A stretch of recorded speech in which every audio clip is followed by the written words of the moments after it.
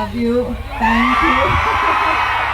మిమ్మల్ని కలిసి చాలా సంతోషమైంది. Thank you.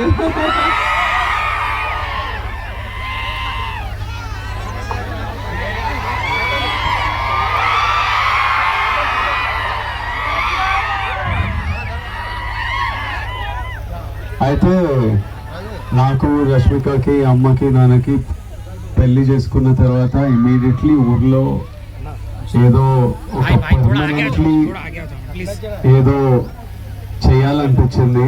సో ఈ సంవత్సరం నుంచి